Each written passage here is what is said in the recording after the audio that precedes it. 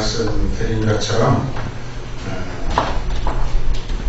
호주에서 1889년에 선교사 데이비스라는 목사님이 부산 땅에 도착한 날이 1889년 10월 2일입니다. 바로 오늘이죠.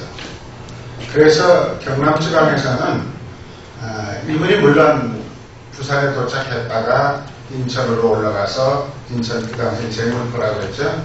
그리고 서울에 가서 이제 선교해야 되겠다 생각을 하고 이제 한국의 수도를 찾아갔는데 서울에 가서 보니까 벌써 한 4년, 3년 전에 미국의 장로교회에서도 와 있고 감리교회에서도 와 있고 이래서 여기는 내가 선교할 지역이 아니구나 그렇게 생각하고 거기서 한국말을 5달 동안 배웠다고 그랬어요. 5개월 동안 한국말 배우고 그 다음에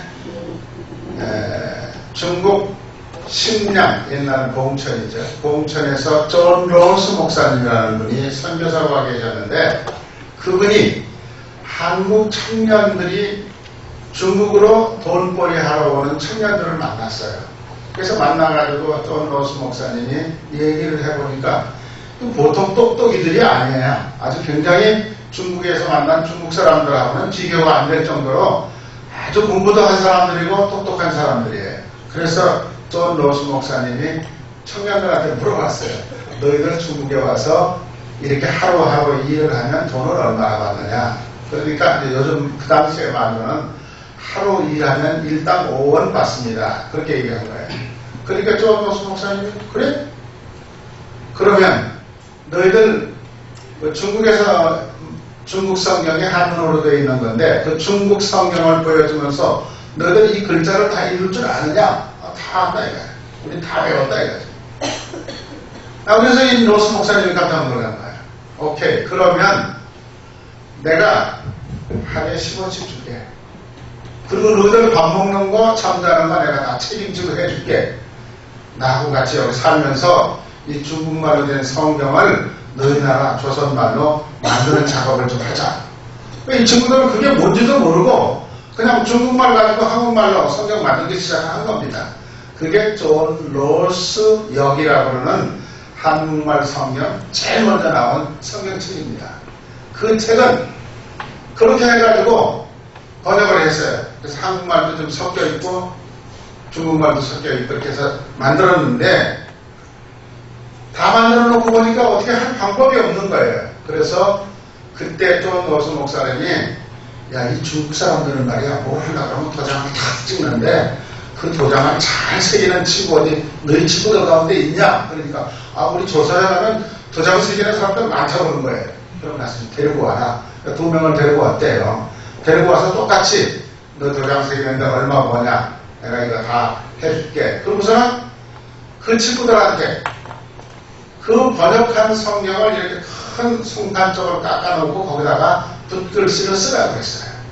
그래가지고 그거를 도장을 새기는 친구들한테 파내라고 했습니다. 그렇게 해서 신약성경이 만들어진 거예요. 최초의 신약성경이. 그래서 거기다가 문종이를 대고서 이렇게 까만 약을 발라가지고 밀어가지고 찍고 해서 여러분 5,000권을 만들었대요. 신약성경을. 이게 참 얼마나 우리 상상할 수도 없는 일이에요. 지금 같으면. 그래서 그 5,000권을 만들어가지고 한국으로 들어왔는데 한국에서는 뭐 들어오는 족족 다 뺏어버리는 거예요. 그 당시에는 대원군이라는 사람이 세국 정책을 쓰고 있어서 다른 나라와는 전혀 받아들이지 않는 때였는데 이 친구들이 지게에다 지고 배를 타고 압록강을 건너가지고 가고 또 압록강에 가다가 배가 뒤집혀가지고 성경책 몽땅 다 물속에다 집어넣었다. 서상윤이라는 사람은 성경책에 몽땅 물에 빠지니까 하나님 이 대동강물, 압록강물 먹는 사람들은 전부 예수 믿게 해주십시오. 이렇게 기도했다고 그래요. 그리고 일부가 그래도 몰래 숨어서 평양으로 해가지고 서울까지 온 겁니다. 그래서 이 지금 헨리 데이비스 목사님 32살이었어요. 근데 이 목사님이 총각입니다. 그 호주에서 참 괜찮은 분이었는데 무조건 자기는 한국에 선교하러 가야 된다. 한국에 어떤 나라인지도 모르고 온 사람이 이상해요. 그래가지고 와가지고 이제 지금 부산에 묻혀 있다가 그 다음에 여기 창원공원역에다가 지금 옮겨와서 지금 있는데 오늘 그 데이비스 선교사가 부산에 온 날부터 시작해서 해방 전까지 1943년입니다. 1943년까지 우리나라에서 선교를 했는데 그때 1943년에 일본 사람들이 호주 선교사들을 다 내쫓아서 호주로 돌려보냈습니다.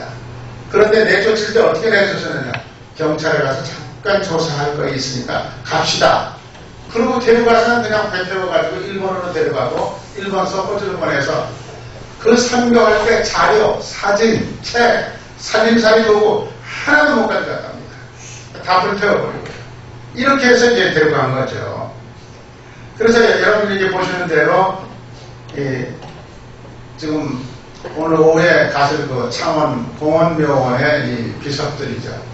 갔다 오신 분들은 여러 번 갔다 오셨겠지만 아직도 안 가신 분들은 오늘은 좀 꼭 가셔가지고 한번 좀 엄숙하게 이 비석 앞에 가서 기도 한번 하시고 감사하다는 생각도 가지시기 바랍니다. 까만 돌은 남자 선교사님들이 돌아가신 기념비고요. 저쪽에 멀리 보이는 빨간 돌은 이제 여선교사들의 묘비입니다. 그래서 8분이 이제 돌아가신 것을 이렇게 지금 묘비를 만들어 놨죠. 그리고 이제 그 경남 선교 그 앞에다가 120년 되는 해에 지금 127년입니다. 7년 전이죠. 거기다가 저렇게 건물을 지었습니다. 건물을 짓고 기념식을 하는 사진입니다. 그래서 그 건물 모양이 비석 모양으로다가 앞을 다 또 똑같이 해놨어요. 그래서 경남 선교 120주년 기념관 감사 예배 그 예배 시간에 거기 모였던 손님들 또 그 기념관 앞에서 예배드리는 사진들 다 한 장에 담기 때문에 조금 작습니다만 오늘 여러분들이 거기 가시면 가셔서 그 기념관 안에 그 당시에 선교사들이 쓰던 물건, 책 그런 것도 뭐 많지는 않지만 그래도 다 갖다 놨습니다. 그래서 가서 한번 곰곰이 보시고 정말 우리나라가 어려운 시기에 다 상투 주고 정말 담배대 물고 이러고 살던 시절에 이 선교사들이 와서 정말 죽어가면서 우리들에게 복음을 증거해 줬다고 생각을 한다면 정말 너무너무 감사한 일이 아닐까 이런 생각을 합니다. 이게 이제 경남선교 120주년 기념관 앞에서 작년도에 예배를 드릴 때 어느 교회 성가대가 와서 찬양하는 사진을 제가 가서 찍어온 사진입니다. 오늘 사도행전 이제 일단 좀 내려놓고요. 13장 1절에서 3절 말씀을 보면은 안디옥 교회의 얘기가 나옵니다. 안디옥 교회. 안디옥 교회는 어떤 교회냐?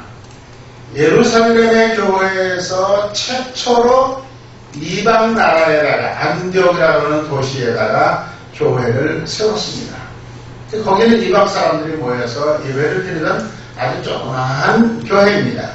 그런데 이 안디옥 교회에서 제일 처음 세계 선교를 시작했습니다. 그래서 안디옥 교회는 이 기독교 역사 속에서 예루살렘이 아니고 이스라엘 땅이 아닌 다른 나라 이스라엘 근처에 있는 다른 나라 땅이었지만 거기 교회가 만들어지고 거기서 바나바와 사도 바울이 목회를 했습니다. 그러면서 세계 선교를 위해서 사람을 뽑아서 보내라 하는 성령의 음성을 듣고 안디옥 교회가 선교사를 파송한 최초의 교회입니다.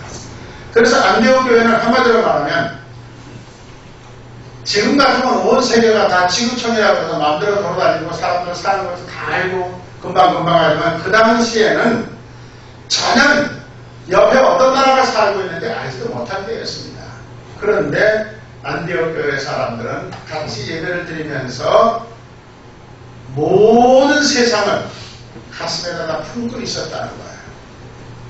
다시 말하면 데이비스 목사가 멜번에 살았는데 그 좋은 조건 또 자기가 멜번의 그레머 하이스쿨이라고 하는 학교의 교장이었어요. 젊은 나이에.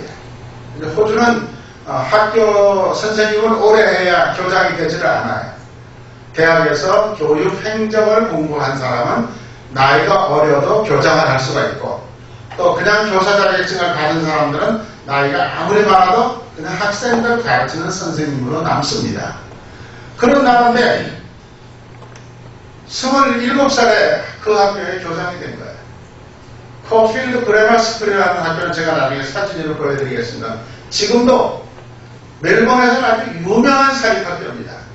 멜번 대학이나 시드니 대학이나 호주의 명문 대학을 가려면 그 고등학교를 거치지 않으면 거의 갈 수 없을 정도로 지금도 모든 엄마 아빠들이 좋은 대학 자격을 보내기 위해서는 코필드 그레머 하이스쿨이라는 그 학교를 지금 보내고 있습니다. 그런 학교의 교장이었어요. 그런데도 그의 마음속에는, 그의 가슴 속에는 항상 세계를 품고 있었습니다. 그래서 어디든지 하나님이 인도하시는 곳이라고 그러면 난 전도하러 간다. 그래서 이 친구가 그 코필드 그레머 스쿨을 세워지기 전에 아주 젊었을 때죠. 멜번 대학을 다니다 말고 중간에 휴학을 해놓고 인도 선교사를 갔습니다. 인도 선교사를 가는데 아무 상식도 없고 인도가 어떤 나라인지도 모르고 바로 그냥 인도로 간 거예요. 가가지고 2년 동안을 선교하다가 몸이 너무 많이 아파서 의사가 넌 여기서 이렇게 하면 큰일 난다. 빨리 가라. 그래가지고 호주로 다시 돌아와서 대학을 마치고 그 다음에 고등학교를 세웁니다. 그리고 그 고등학교 교장을 하고 말고 갑자기 한국 얘기를 소식을 듣는 겁니다. 일본 옆에 조그만 나라가 있는데 굉장히 국민들이 똑똑하고 지식 수준도 높은 나라인데 지금 기독교 박해가 너무너무 심해가지고 들어갈 수가 없는 나라다. 그런 소식을 들으면서 그럼 거기 내려가야 되겠다 하고 자기 여동생 메어리 데이비스를 데리고 둘이서 1889년 10월 2일 날 부산에 오는 겁니다. 자, 문제는 뭐냐 하면 선교를 하려면 다른 나라 사람, 다른 지역을 가슴에 품어야 된다는 거죠. 그런데 오늘날 우리나라 선교사님들은 다 그런 건 아니지만 상당히 많은 부분들이 그냥 해외에 가면 뭐 좋을 것 같아서 동경해서 제대로 준비도 안 되고 그런 상태에서 선교를 떠나는 사람들이 참 많습니다. 이것도 우리 한국이 앞으로 고쳐야 될 문제 가운데 하나죠. 왜? 선교하러 갈 사람들을 다 모아서 교단총회에서 신학대학에서 적어도 당신은 인도로 갈까요? 당신은 북한으로 갈까요? 그쪽 사정에 대해서 공부를 시키고 언어를 훈련시키고 사명감을 가지고 그 다음에 앞으로 5년 동안 우리 총회가 재정 지원할 테니까 걱정하지 말고 가서 해라. 이렇게 해야 되는 건데 전부 대교회가 보냅니다. 우리나라는. 교회가 보내놓고 총회에다가 우리 교회에서 몇 명 보냈습니다. 통보하면 그 숫자를 가지고 선교사 숫자로 카운트하기 때문에 아이들까지 다 선교사가 돼버리는 거예요. 가기만 하면. 그리고 교회에서 그렇게 개별적으로 보내기 때문에 목사님 바뀌면 지원이 끊어져요. 그러면 그 사람들은 객지에 가서 완전히 거지처럼 살아야 되는 거예요. 남의 나라에 가서. 제가 지금 몽골에 가서 그런 선교사들을 많이 만났어요. 어느 교회에서 지원해준다고 해서 왔는데 2년 지나고 나니까 지원이 딱 끊어지고 다른 사람도 지원해준다고 하면서 안 된다는 거예요. 어떻게 사냐? 그래서 할 수 없이 100만원짜리 천막 하나 사가지고 한국에서 오는 사람들 여인숙처럼 숙박해주고 먹고 살더라고요. 돌아올 수도 없고. 이런 상황이죠. 그런데 안디옥 교회는 세상을 다 교회가 끌어안고 우리가 할 수 있는 데까지 전도해야 되겠다. 그런 생각을 가지고 이제 했는데 특별히 이 안디옥 교회에서 우리가 생각해야 될 것은 1절에 보면 사도행전 13장 1절에 보면 거기 사람들 이름이 나와요. 제일 처음에 바나바. 그 다음에 두 번째 니그레라고 하는 시몬. 여기 니그레라는 말은 요즘 우리가 니그로 그래서 엉덩이별을 보고서 얼굴 검은 사람. 그러니까 검은 색깔을 가지고 있는 이름은 시몬이라고 하는 사람이다. 그 다음에 구레네 사람 루기오. 이 구레네라고 하는 지역도 흑인들이 사는 지역이에요. 그쪽에서 온 사람. 이거 북아프리카 지역이기 때문에 거기도 흑인일 가능성이 굉장히 많아요. 근데 성경에는 흑인이라는 말은 없어요. 그 다음에 분봉왕 헤롯의 젖동생 마나엔. 그러니까 보세요. 다른 지역에서 온 사람 대접 못 받는 흑인들이 지금 두 사람이 있어요. 그 다음에 바나바는 예루살렘 교회에서 신실하다고 해서 안디옥 교회로 파송한 지금으로 말하는 목사 같은 사람이에요.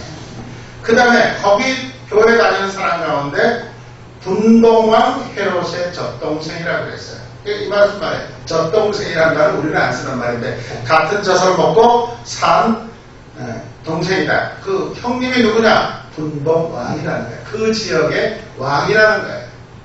그러니까 이 왕족도 한 사람 끼어 있어요. 그리고 그 후에 사울이라고 하는 청년, 우리가 말하는 사도 바울입니다. 그러니까 이건 뭐예요?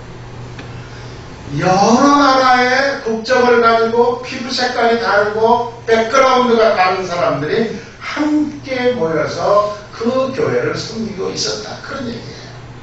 대단히 중요한 거죠. 그런데 정말 이게 가능한 일일까? 오늘날도 가능하지 않아요. 솔직히 말하면.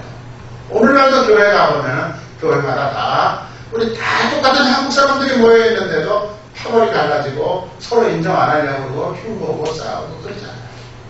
그래서 그 당시에 이렇게 흑인, 백인, 아시아인, 왕족 할 것 없이 다 같은 교회에서 신앙생활을 했다. 그리고 그 사람들이 서로 이해하고 도우면서 선교사 파송을 한다는 거죠. 그러니까 또 이 사람들 나이를 따져보면 나이가 다 달라요. 나이가 많은 사람도 있고 적은 사람도 있고 청년도 있고 그런데 어쨌든 인종에 대한 편견 벗어버리고 나이가 많다 적다 다 집어치워버리고 예수 때문에 모여서 예배드리고 예수 때문에 선교하러 떠나려고 작정하는 사람들이 모인 교회, 이게 안디옥 교회입니다. 자, 두 번째 안디옥 교회는 어떤 교회냐? 열린 귀를 가지고 있었다. 그랬습니다. 이 말은 무슨 말이냐? 이 얘기 듣고 저 얘기 듣는다는 얘기가 아니고요. 성경의 말씀을 귀담아 듣고 그대로 살아야 되겠다고 생각하는 사람들이 그 교회에 많이 있었다. 그런 얘기예요. 그래서 성령의 말씀을 듣고 선교사로 자기네 교회에 꼭 있어야 될 훌륭한 지도자인데도 불구하고 바나바와 사도 바울을 안수해서 선교사를 파송하는 교회. 그러니까 그 말 무슨 말이냐? 우리 생각대로 하는 게 아니라 성령께서 그 두 사람을 뽑아 세워서 안수해서 선교사를 보내라. 이렇게 말씀하시는 성령의 음성을 듣고 그 교회가 그대로 실천했다는 거죠. 아니, 바나바가 가면 우리 교회는 누가 복귀해? 저 자기같이는 사도 바울이 가면 우리 교회는 어떻게? 그 생각 안 했다는 거예요. 하나님의 말씀만 들었다는 거예요. 우리 교회는 하나님께서 책임져 주실 일이고 우리는 가라고 하니까 가야 된다라는 생각을 가지고 있었다는 거죠. 그래서 안디옥의 2절을 보면요. 주를 섬겨 금식할 때 성령이 이르시되 이런 말이 나와요. 성령의 말씀을 들었다는 거죠. 그리고 금식했다는 거죠. 그러니까 신앙적으로 굉장히 완벽한 그런 교회죠. 그래서 맨 밑에 보면 내가 불러 시키는 일을 위하여 바나바와 사울을 따로 세우라. 그리고 그를 선교사로 보내라. 이게 성령이 안디옥 교회에게 하시는 말씀이죠. 성령의 얘기를 귀담아 들을 수 있었던 교인들이 많이 모인 교회. 절기를 따라서 금식하는 교회, 기도하는 교회. 이게 안디옥 교회의 모습입니다. 그러니까 선교사를 최초로 파송하는 영광을 받은 교회가 된 거죠. 사도행전 16장을 보면 사도 바울이 소아시아 선교를 계획하고 사도 바울이 계획을 합니다. 그런데 그때 하나님께서 비몽사몽간에 나타나서 그 길을 막으십니다. 그리고 갑자기 마게도니아 사람 한 사람이 나타나서 환상 중에 빨리 건너와서 우리를 도와달라 하는 얘기를 듣고 자기가 세웠던 계획을 포기하고 그쪽으로 방향을 바꾸는 것입니다. 그래서 그게 유럽 선교가 그렇게 해서 이루어지는 거예요. 이 말은 무슨 말이냐? 자기들 계획대로, 자기들 멋대로 하는 게 아니라 기도하면서 하나님의 말씀을 귀담아 듣고 선교하는 일에 길을 갈 길을 방향을 잡아서 했다. 그런 뜻입니다. 그 다음에 이제 세 번째, 안디옥 교회는 순종하는 교회다. 넓은 가슴을 가지고 있고 하나님의 말씀에 귀를 기울이면서 모든 일에 성경이 하라는 대로 그대로 움직일 줄 아는 그런 교회였다. 그런 얘기입니다. 자, 다시 이제 호주 선교사의 얘기로 들어가면 헨리 데이비스가 1889년 10월 2일날 부산에 도착했습니다. 그리고 그 후에 대강전까지 아까 말씀드린 대로 8명이 순교를 했습니다. 아이들까지 죽은 것 따지면 한 10명 되지만 조그만 아이들 죽은 거는 따지지 않고 선교사로 파송되었던 사람들 얘기입니다. 여러분, 우리가 지금 한번 그때의 상황을 한번 생각해 보십시오. 어땠을까? 빵 먹고 고기 먹고 살던 사람들인데 한국에 와서 뭘 먹고 살았을까? 오늘날 같은 빵집이라도 많지만 그 당시에 어떻게 살았을까? 또 데이비스 목사님이 자기 여동생을 데리고 서울에서 부산까지 걸어서 왔습니다. 한 20일 걸렸다고 해요. 그럼 그 20일 동안 어디서 잤을까? 무엇을 먹었을까? 그분이 일기를 썼는데 일기장에 그런 기록 하나도 없습니다. 그냥 오늘은 몇 킬로를 걸어왔다. 오다가 성경책을 몇 권을 사람들에게 나눠주었다. 참 하나님 감사하다. 그런 얘기예요. 그 여러분들 우리가 한국 사람들이니까 우리가 추측해보자 이거예요. 어디서 잤을까? 주막에서 잤을까요? 옛날엔 주막이라는 데가 있었거든요. 연세 드신 분들은 알죠. 주막은 어떤 것이에요? 술 팔고 건달들이 껐덕껐덕 하면서 놀고 그러는 장소가 주막이야. 거기서 어떻게 잤을까? 제일 중요한 건 빈대가 와글와글 하는 거예요. 그 당시에 주막이라는 데는. 그런데 그 사람들이 거기서 잠자고 그 주막집에서 돈 내고 뭘 사 먹었을까? 그런데 그 온 길을 추적해보면 통영 쪽으로 왔다고 해요. 삼천포 쪽으로요. 공주로 해서 그 서해안 쪽으로 아마 그쪽으로 걸어서 와가지고 삼천포에 왔는데 와가지고 충무에서 배를 타고 여기 진해 조금 나와서 웅천이라는 데 도착을 했답니다. 그런데 나중에 알려진 얘기예요. 그러나 그것도 나중에 사진이 보여드릴게요. 웅천에 가면요 조그마한 주막집이 지금 있어요. 그 주막집에 가서 주무시고 갔다는 기록이 있어요.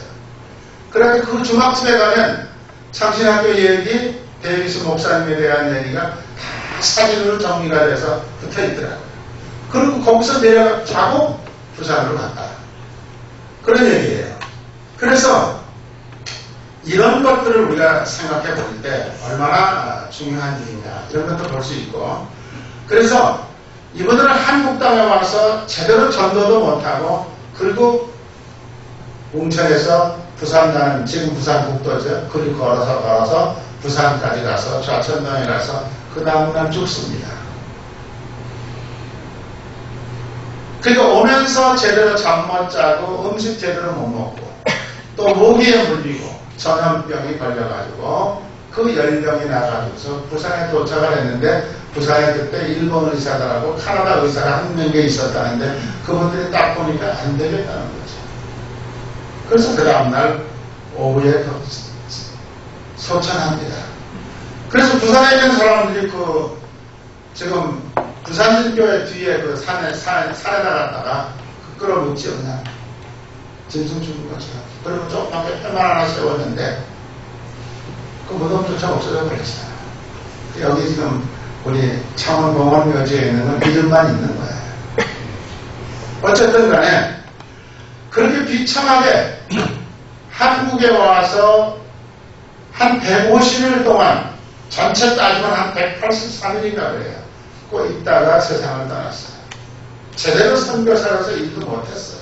그런데 순교자의 피는 복음의 씨앗이다 라는 선교 역사 속에 이런 말이 있습니다. 그분이 그렇게 죽어서 끝난 게 아니고 호주에 있는 학교도 더 좋은 명문 학교가 되었고 한국은 그 길로 발동이 걸려가지고 호주 선교사들이 계속 와서 오늘 우리 경남지방에 지금 100년 넘은 교회가 경남지방에요. 놀라지 마세요. 173개예요. 어떻게 이렇게 100명이나 넘은 교회가 경남 지방에 많을까? 물론 교회는 작아. 하지만 그렇게 많을까? 호주 선교사들이 와가지고 시골 동네, 산골 동네, 저 거창 지리산 밑에까지 가서 구석구석의 교회를 세웠다는 거예요. 그래가지고 전도를 했다는 것을 우리가 알 수가 있습니다. 자, 이 사람이 헨리 데이비스 목사예요. 글자가 잘 보이시질 않죠. 여기 밑에 까맣게 써있는 글자가 있는데 거기 뭐라고 써있느냐면 소사주막 이렇게 써있어요. 소사주막. 진해에서 조금 더 가면 지기철 목사님 시대하면 가기 전 동네에 가면 소사라고 그러는 동네가 있어요. 한번 주말에 여러분들 시간 있으시면 거기는 또 주말만 문을 열어요. 한번 가보세요. 소사주막이 어디 있느냐고 물어가지고 찾아가 보세요. 제가 우리 당장모님하고 조금 한번 갔다 왔는데 가서 보니까요 아주 자료 정리를 잘 해놨어요. 그래서 그 주막집 주인의 손자가 지금 그걸 만들어가지고 정리를 다 해서 아주 자료를 많이 가지고 있는데 그분은 그걸 발표를 안 해. 제가 가서 얘기를 여러 차례 했는데 안 하려고 그래요. 이거를 정식으로 발표를 해가지고 세상에다가 얘기를 해라. 그래서 여기서 주무시고 갔다는 거를 역사적으로 증거할 수 있도록 하자. 안 되면 내가 쓸게. 그렇게 얘기했는데도 그건 안 된대. 그거 관심 없대요. 자기 그렇게 알고만 있으면 되는 거지. 세상에다 누가 꼭 알려야 되는 거 아니다. 여기서 또 고집을 부리고 안 되느냐고 그래요. 그래서 그러나 가서 볼 수는 있습니다. 여러분 가서 한번 보시면 좋겠어요. 데이비스 선교사가 항상 암송하는 성경 비전이 오늘 아까 권사님이 읽어주신 에베소서 6장 19절에서 20절 말씀이에요. 이분이 언제든지 이 말씀을 붙들고 살았다는 거예요. 우리 다 같이 한번 읽습니다. 또 나를 위하여 구할 것은 내게 말씀을 주사 나로 입을 열어 복음의 비밀을 담대히 알게 하옵소서 할 것이나 이 일을 위하여 내가 쇠사슬의 메인 사신이 된 것은 나로 이 일에 당연히 할 말을 담대히 하게 하려 하십니다. 사도 바울이 고백한 얘기예요. 사도 바울이 난 이렇게 살려고 한다. 쇠사슬에 매일은 감옥에 갇히든지 나는 정직하게 그리스도의 복음을 전파하기 위해서 이 세상에 산다. 그런데 데이비스 목사님도 이 말씀 붙들고 살면서 선교사의 일을 선택했다는 거죠. 자, 이거 화면이 저기 화면이 깨끗하게 보이네요. 제가 지난, 이거 얼마 전에요. 아주 따끈따끈한 사진이에요. 8월달에 가서 찍어온 거예요. 8월달에 일본 가서 부산인교에서 이 사진을 좀 찍어달라고 해서 찍어온 건데, 저게 멜번 이분이 세웠던 그레마 하이스쿨의 정문이에요. 그리고 그 앞에 정문을 통해서 딱 들어가면 저 높이 깃발이 있고 그 다음에 학교 건물이 있는데 굉장히 넓은 지역에 아주 큰 학교입니다. 자, 이제 이 얘기는 여기서 우리 데이비스 선교사 얘기는 여러분들이 많이 아시니까 더 이상 이제 안 해도 될 것 같고, 제가 오늘 또 다른 선교사 한 분에 대한 얘기를 하려고 해요. 그 얘기를 왜 하려고 그러느냐. 우리나라에 와서 제일 먼저 순교한 선교사가 누구냐. 단연 영국에서 온 토마스 목사님입니다. 토마스 목사님이 우리나라에 와서 순교한 지 금년이 150년 되는 해입니다. 지난 9월 2일이었습니다. 돌아가신 날이 평양에서. 그래서 서울에서는 토마스 목사 순교 150주년 기념 심포지움이 열렸어요. 신학대학의 교수들 가운데서 토마스 목사의 이 순교의 정신을 한국교회가 배워야 된다 하고 얘기를 했는데, 그 한쪽에서는요, 또 다른 건물에서는 토마스 목사는 선교사 아니다 하는 또 세미나가 열렸어요. 참 안타까운 일이죠. 그런데 그 토마스 목사는 선교사가 아니라고 고집을 부리면서 우기는 사람들이 한국에 다 국사를 연구하는 신학자들이에요. 그런데 왜 이런 일이 일어나는 걸까? 저는 이제 그런 생각을 해봅니다. 그래도 간단해요. 토마스 목사가 선교사가 아니라고 주장하는 그 신학자들의 얘기는 뭐냐 그러면, 토마스 목사는 미국의 무장한 군인들이 있는 배를 타고 평양에 왔다. 선교사는 무장한 배를 타고 가는 건 선교사가 아니다. 그 다음에 토마스 목사는 와서 전도를 한 사람이 아니라 성경책 몇 권 집어 던져주고 그 자리에서 죽었다. 그런데 이건 선교사라고 말할 수 없다. 그리고 그 제너럴 서머너라고 하는 배를 타고 왔는데, 미국 배를 타고 평양에 왔는데, 그 배는 장사꾼들이 한국에다가 비누라든지 치약이라든지 이런 거를 팔기 위해서 가지고 온 장사꾼 배에 통역관으로 타고 온 사람이다. 그러니까 선교사가 아니다. 이런 얘기예요. 제가 제 얘기 좀 할게요. 제가 호주 유나이팅 처치에서 정식 선교사로 파송을 받아가지고 중국에서, 몽골에서, 북한에서 일을 한 사람입니다. 근데 저는 어디를 가든지 저에 대한 서류에 선교사라든지 목사라는 말은 없습니다. 저는 NGO 단체에, 호주에 있는 어느 단체의 회장이다. 이 명칭을 가지고, 그 NGO 단체도 가짜예요. 진짜 아니에요. 유나이팅 처치 인터내셔널 미션, 그래서 UIM의 단체의 책임자다. 이래가지고 북한도 갔고 중국도 갔고 몽골도 갔습니다. 제가 목사라고 그러고 호주에서 이런 사람이다 그랬으면 그런 나라 마음대로 갈 수가 없습니다. 그러면 그 당시에는 지금 봐서 150년 전이에요. 150년 전에 우리나라는 세국 정책을 써가지고 외국 사람들 못 들어오게 하던 시절인데 들어갈 수 있는 방법이 선교사라고 해가지고 못 들어옵니다. 그러니까 통역관이라고 해서 배를 타고 가야 되겠다. 성경책을 가져갔습니다. 가서 전도했습니다. 이런 거를 생각해보고 또 여러 가지 증거가 있어요. 선교사라고 하는 증거가. 이분이 토마스 목사님인데, 이게 토마스 목사님이 대한 얘기를 제가 조금 드릴게요. 토마스 목사님은 24살에 결혼을 해가지고 신혼여행을 중국으로 갑니다. 선교사 24살에 중국으로 가가지고 상해에 가서 자리를 잡아요. 근데 상해에서 너무 그 당시에 사는 조건이 어렵고 힘드니까 어디 방 하나 조그만 걸 빌려가지고 살았는데, 자기 부인이 새색시가 도무지 못 살겠다고 만나면 아우성대고 울고 그러는 거예요. 그래서 할 수 없이 그럼 집에 좀 있어봐. 내가 어디 더 괜찮은 동네가 있는가 찾아볼게. 그리고 이 토마스 목사가 혼자서 내륙으로, 중국 내륙으로 들어가요. 중국 땅이 얼마나 넓습니까? 아니 상해에 살 수가 없는데 내륙에 어디 가서 살겠어요. 찾아다니다가 석 달 후에 집으로 돌아오니까 부인이 죽어 있었어요. 임신 중이었는데. 자, 여러분 한번 생각해 보십시오. 토마스 목사가 절기를 합니다. 하나님, 내가 24살에 중국을 품고 선교하러 안 오겠다고 그러는 아가씨를 꼬여가지고 결혼해가지고 여기까지 데리고 왔는데 이렇게 비참하게 죽게 합니까? 하나님 살아있습니까? 죽었습니까? 하면서 그냥 그 홧김에 그냥 그 영국 자기를 보낸 선교단체에다가 사표를 제출합니다. 이런 하나님 믿고 내가 어떻게 선교하겠냐. 그리고서는 그 길로 떠나서 산동성으로 옵니다. 산동성에 와서 어느 회사에 취직을 해요. 취직을 하고 있는데 이 사람 여러분 생각해 보세요. 마음이 얼마나 힘들었을까. 그런데 산동성에 가서 미국에 어떤 회사가 있었는데 그 회사에서 일을 하고 있었는데 조선 청년들이 거기 또 왔어요. 그래서 그 청년들 얘기를 들어보니까 지금 조선에서는 난리가 났습니다. 무슨 난리냐?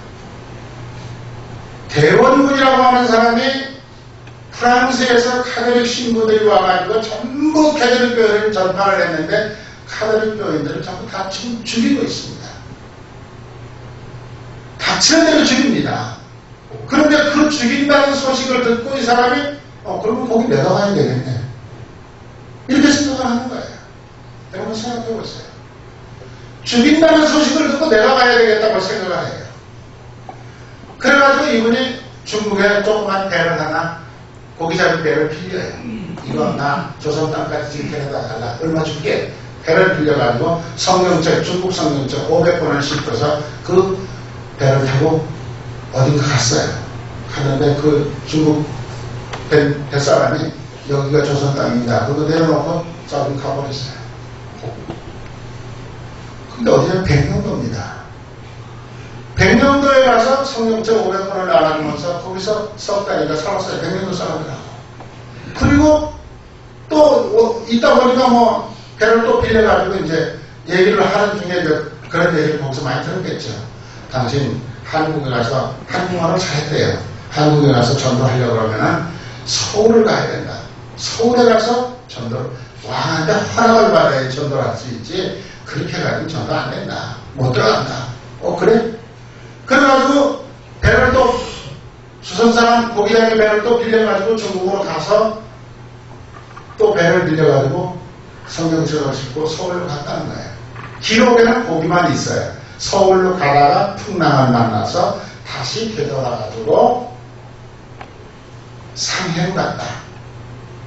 근데 상해에 가서 누구를 만났는데 한국에서 온 관리를 한 사람 만났어요. 그 관리가 평양감사예요. 그 평양감사를 만났는데 그분이 하는 얘기가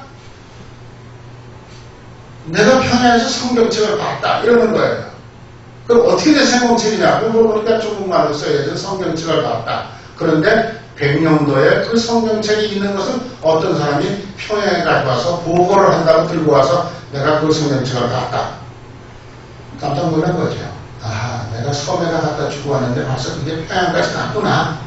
그리고 그럼 내가 평양을 가야 되겠다. 그런데 그 평양감사가 언제든 평양 와라. 오다가 날 찾아와라. 그러고 갔대요. 그래서 이 사람이 이제 평양 가는 계획을 세우는 거예요. 그래서 그 풍랑을 서울로 가려고 하다가 풍랑을 만난 지역이 어딜까 찾았어요. 교동이라는 데가 있어요. 교동. 그 교동이라고 하는 지역을 서울의 근처에 강화도에 교동이라고 하는 동네가 있는데 그 동네 앞에 물이 이렇게 돌아서 한강이 내려오다가 서해 바다로 가는 데인데 물이 뺑그르르 돈답니다. 거기는 어떤 배든지 오면은 전복할 수밖에 없대요. 거기 와가지고 배가 전복한 거예요. 이거는 역사적인 기록에 없는 얘기입니다. 이거 제가 책으로 쓰려고 준비를 하고 있어요. 그런데 그 교동 쪽에 수군 사령관, 그 당시에 백기를 지키는 사령관이 한 사람이 있었는데 그 사람이 그 배가 밤중에 들어오다가 침몰한 것을 보고서 그 배에 탄 사람, 중국 사람하고 그 키가 크다고 자마시는 그 시험이 많이 있는 그 사람, 이 사람이죠. 이 사람을 보고서 자기 집으로 데려갔답니다. 그리고 서울에다가 보고를 안 했대요. 그리고 그날 저녁에 자기 병사들을 시켜서 망가진 배를 거쳐가지고 그 다음날 안 된다 해도 못 들어가니까 집으로 가라. 너 어디서 왔는지 너 온 대로 가라. 그래서 보냈대요. 그 얘기가 지금 강화도 교동에 가면은 비서까지 다 있어요. 그래서 그리고 이제 평양으로 가다가 평양에서 죽었잖아요. 평양에서 죽고 난 다음에 죽었는 사람을 모르죠. 나중에서 미국 사람들이 알았어요. 이 미국의 배가 평양에 들어가서 이렇게 불타가지고 불타는 사람이 다 죽었다. 미국에서 이제 한국에다가 압력을 넣는 거예요. 그때 조선에. 우리나라 사람들이 우리가 다 죽였으니까 이게 말이 되는 소리냐. 그 압력을 넣어가지고 한국하고 미국하고 통상조약을 맺습니다. 그 통상조약을 맺고 난 다음에 미국 선교사들이 들어오는 거예요. 그러니까 이분은 거기 가서 죽었지만은 이분 때문에 선교사들이 들어올 수 있는 합법적인 길이 열리기 시작한 거예요. 그래서 이분이 죽고 난 전에 60년이 되는 해에 평양에 완전히 평양은 도성이 기독교 도성이 돼서 정말 예수 믿는 사람이 제일 많은 동방의 예루살렘이라고 그랬어요. 그때 평양에 있는 사람들과 평양에 와 있는 외국 선교사들이 토마스 목사 얘기를 가지고 기념 교회를 짓습니다. 그 교회가 지금 이 교회인데 이게 깨끗하지 않죠. 그런데 우리 창신학교 출신인 연명광일의 김진경 총장이 평양에다가 지금 대학을 세웠습니다. 그래서 그 대학을 세우기 위해서 땅을 파다가 보니까 빨간 벽돌이 계속해서 나오는 거예요. 그 나중에는 큰 종탑 같은 이런 모양이 하나 나와서 이상하다. 그래서 그 동네 영감님들 보고 물어봤더니 여기 옛날에 교회가 있었다. 그런 얘기를 들으셔요. 그래가지고 이 김진영 총장이 그 교회가 어떤 교회일까? 그걸 찾아가지고 온 데를 역사책을 다 뒤지고 다 찾았는데 못 찾았어요. 그래서 저를 만났는데 그때 저를 보고 그 얘기를 쭉 하시는 거예요. 그래서 제가 호주에 가서 어떤 교회에서 선교에 대한 말씀을 좀 해달라 그래서 제가 그 교회에 가서 선교에 대한 이런 얘기를 했어요. 자, 봐봐. 선교는 그 당시에는 다 아주 비참하게 죽은 것 같지만 하나님께서 그 땅에다가 또 하나님의 교인들의 헌금한 대학을 만들도록 이렇게 활동하시는 모습을 봐요. 그런데 그 교회 모양이 교회가 무슨 교회인지 아직 잘 모른다. 그랬더니요, 이게 제가 가져온 건데요. 어떤 교인이 이걸 가져왔어요, 저한테. 이게 뭐냐면 스라이드 필름이에요. 그런데 이 스라이드 필름 속에 여기 여러분들 이 화면 맨 밑에 앞에 계신 분들은 혹시 보이는지 모르겠어요. 여기 써 있어요. 한국에서 최초로 순교한 토마스 목사님 기념교회인 평양 코리아. 이렇게 딱 써 있어요. 그런데 한국에서 이민을 간 사람이 어떤 교인이 호주 가서 집을 사가지고 그 이웃의 동네 사람들을 어느 날 저녁에 초대를 했대요. 내가 남의 동네에 처음 와서 사니까 이 사람들한테 인사를 좀 해야 되겠다. 그래서 이 사람들은 불고기하고 잡채를 좋아한다더라. 그래가지고 음식을 잔뜩 장만해가지고 동네 사람들을 다 부른 거예요. 나 한국에서 왔다. 앞으로 너희 동네 살 거니까 잘 좀 봐달라. 그렇게 얘기를 했는데 한 사람이 뭐 몇 가지 물어보고 갔는데 그 다음날 이 사진을 가지고 온 거예요. 내가 영국에서 왔는데 우리 집안에 이 사진이 있었다. 사진 2장을 가지고 왔어요. 그러면서 이거 나는 필요 없으니까 너 코리안이니까 네가 가져라. 그러니까 줬다는 거예요. 이건 집사님이에요. 지금은 장모님 됐지만. 그래서 저는 관심 없이 나와서 처가 나눈 거예요. 그럼 저는 이제 그런데 그날 제 설교를 듣고 그분이 이걸 저한테 가지고 온 거예요. 제가 이걸 가지고 크리스찬 리뷰에다가 글을 썼더니 한국에 있는 신학대학 여러 곳에서 연락이 오고 신학대학 교수가 좀 찾아왔어요. 그거 자기네 도서관으로 박물관으로 좀 달라. 근데 제가 안 주고 있어요. 제가 그렇게 줄 수 있는 물건이 아니다. 그래서 김진경 총장하고 얘기하기는 김 총장님이 그 자리에다가 언젠가 이 똑같은 교회를 짓겠다. 그리고 그 교회 안에다가 토마스 목사 기념 박물관을 만들겠다. 그때 목사님 가지고 계시다. 그때 거기다 갖다 놓읍시다. 이러는 거예요. 그러니까 어쨌든 여기 보세요. 한국에서 최초로 순교한 선교사 토마스 목사 메모리얼 처치인 평양. 그리고 그 당시에 선교사들이 바보처럼 선교사로 오지도 않은 사람, 장사꾼으로 왔다가 죽은 사람의 기념교회를 거기다가 지었겠느냐 이거예요.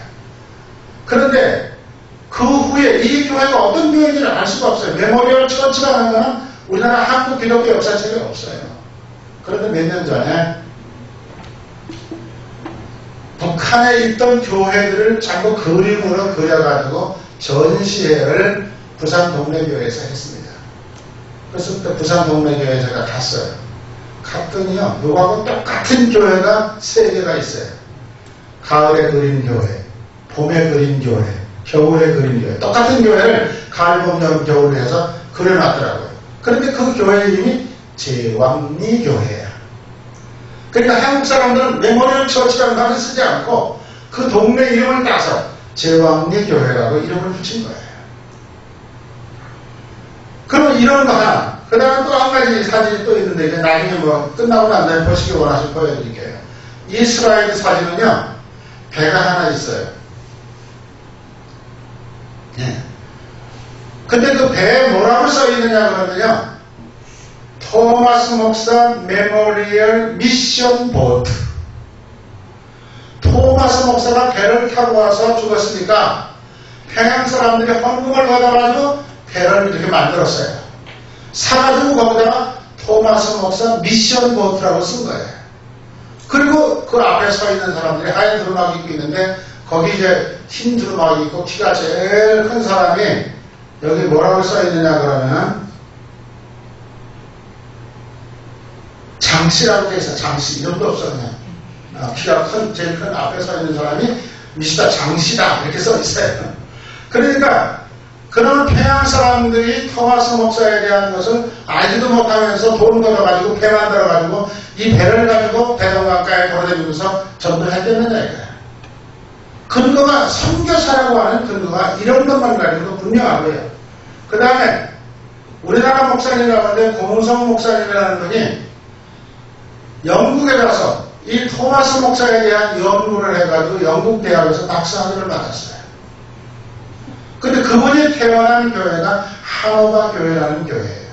근데 그 하노바 교회의 벽에 한국에 최초로 가서 순교한 선교사 로버트 토마스. 그것도 딱 동판이 붙어 있어요.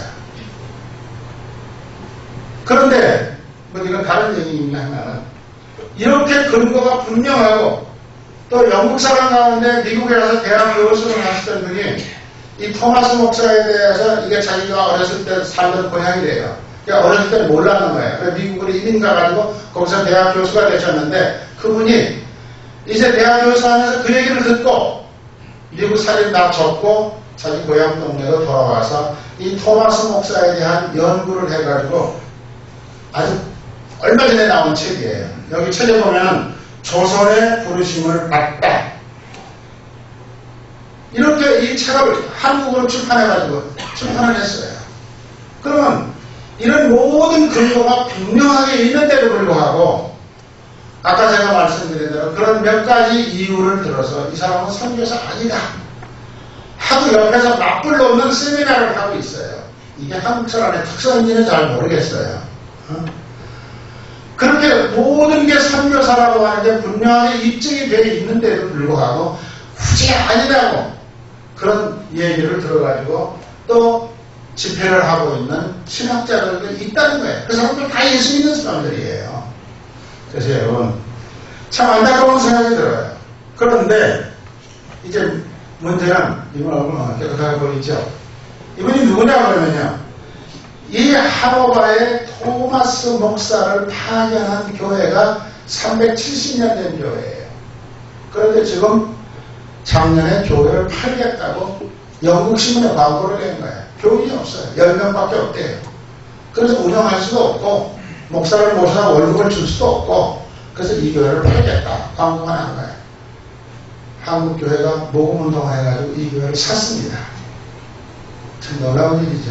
그리고 여기 계시는 저 목사님이 유재선 선교사님인데 그분을 그 교회 담임 목사로 파송을 했어요. 그래가지고 이분이 그 교회를 사가지고 한국의 학생들, 대학생들이 가가지고 다 교회를 수리하고 베이팅 칠하고 370년이나 된 교회니까 새로 이제 아주 단장을 해가지고 이 유 목사님 취임 예배를 드리는데 570명이 모여야 돼요. 물론 그분들이 다 그 교회에 출석하는 분들은 아니에요. 그 이웃 동네 사람까지 다 모인 거죠. 모여가지고 이제 예배를 드렸고 이 목사님이 이제 이 아들 둘은 이제 한국에서 지금 군대 생활을 하고 있고 또 사모님인데 그렇게 우리나라 최초의 선교사를 보냈던 나라 그 교회가 이제 우리 한국 사람들이 사가지고 한국 교회를 만들어 놨으니까 이게 우연한 일이겠느냐 이거예요. 이거 분명히 하나님의 섭리가 있는 겁니다. 그래서 여러분 이런 것을 우리가 보면서 정말 하나님께서 하시는 일이라고 하는 건 참 오묘한 일이다.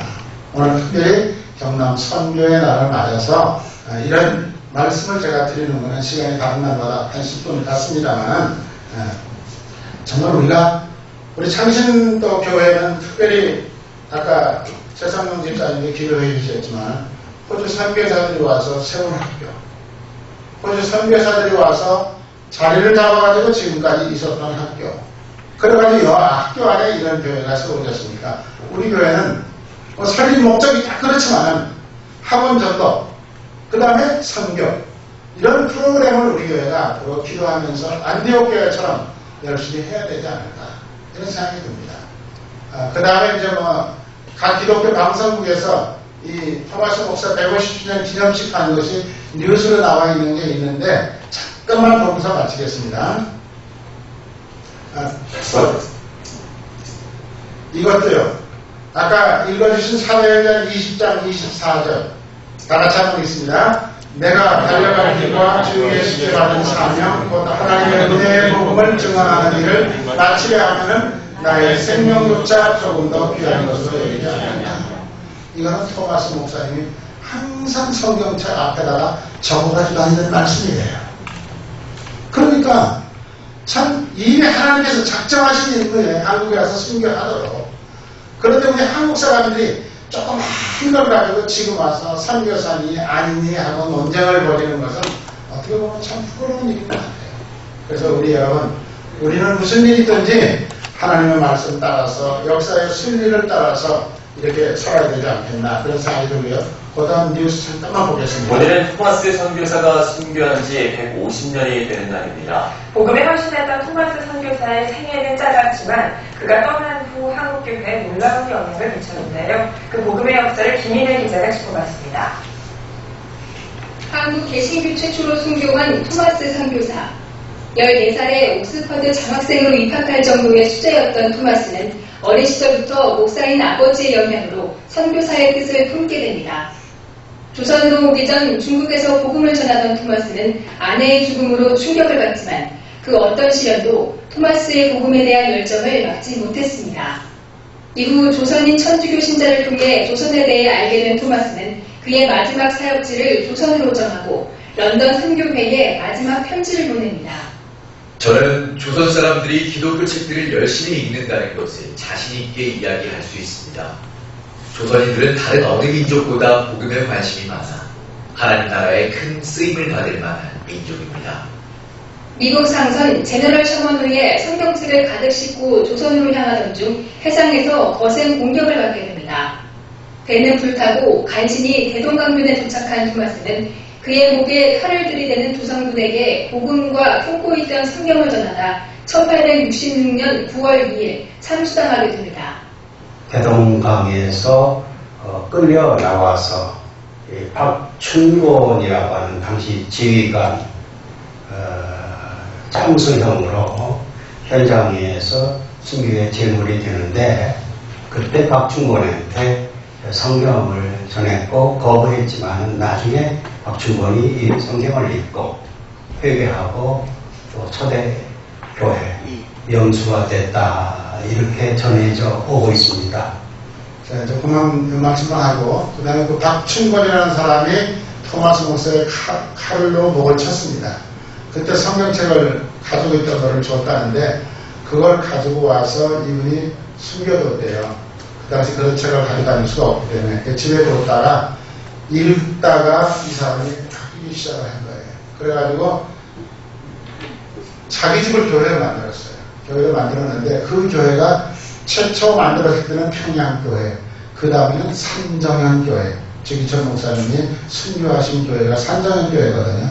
그 산정현교회 이름이 바뀌어가지고 그렇게 성령의 역사를 체험한 후 이 박춘곤이라는 사람에 의해서 그 집안 사람들이 다 예수 믿고 장로가 되고 권사가 되었다는 기록이 있습니다. 그러니까 그런 기록을 보더라도 이 순교는 절대로 헛되지 않는 것이다 라고 하는 생각을 할 수가 있고요. 잠깐 기도하겠습니다. 하나님, 오늘은 경남 선교의 날입니다. 이런 날을 기념해서 저희들이 헨리 데이비스 목사님과 토마스 목사님의 이야기를 나누면서 선교가 얼마나 소중한 것인가, 우매한 민족을 깨우치는데 이보다 더 좋은 방법이 없다는 것을 알게 되었고, 비록 두 분 다 순교를 당했지만 그 순교자의 피가 오늘날 대한민국을 이렇게 아름다운 나라로 만들어가는 밑거름이 되었다는 사실을 생각하면서 우리가 열심히 기도하고 열심히 선교하는 교회가 되게 해 주시옵소서. 예수님의 이름으로 기도하옵나이다.